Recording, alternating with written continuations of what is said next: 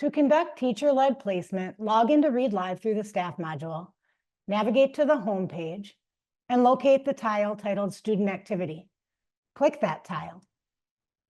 Here you will find a list of students who currently have a license.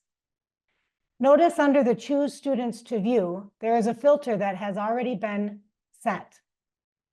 By default, you will see the students who are assigned to you. If you are an administrator, you may see students who have no lead teacher assigned to them. Either way, if you want a complete list of students who have Read Live licenses, simply click the X on that name and all the students will appear.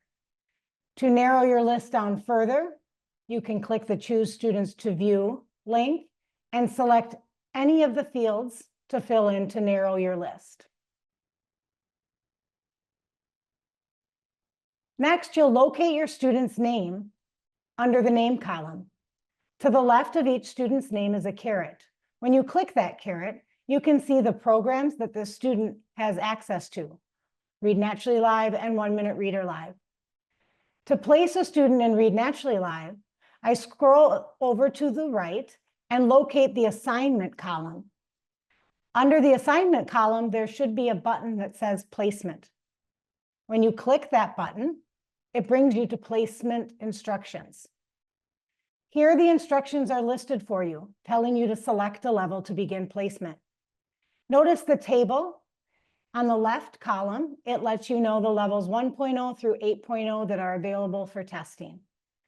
In the column on the right, it tells you the series that are available at each level.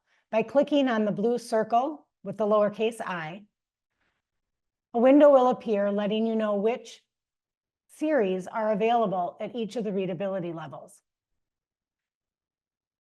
Select the level you think is the closest to where your student is currently reading. When your student is with you, sitting at the computer, click the Next button. You will now have the student read this passage for 1 minute. I usually say, as soon as I hear your voice, I'll start the timer. As the student is reading, you keep track of the mistakes they make. Off to the side, I usually use a piece of paper.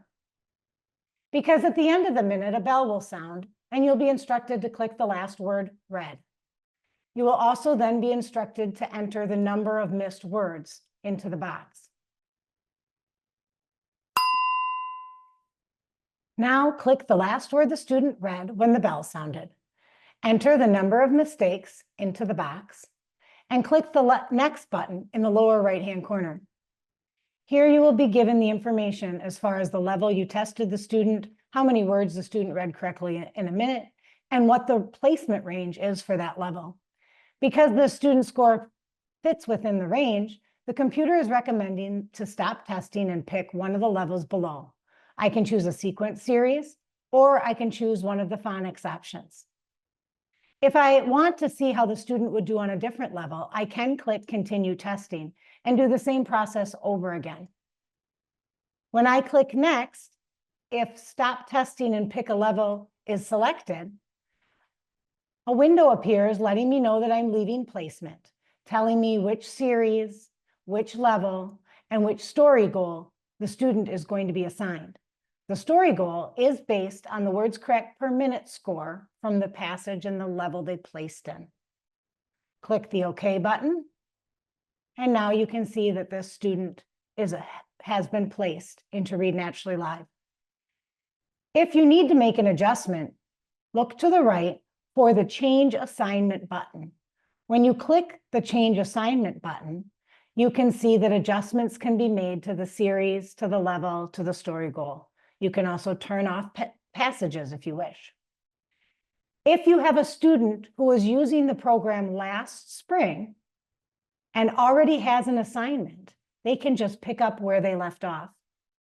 But if your student last used the program 1 or 2 years ago, you may choose to do a placement test again, in which case you can redo the built-in placement test by clicking this link and starting that process all over.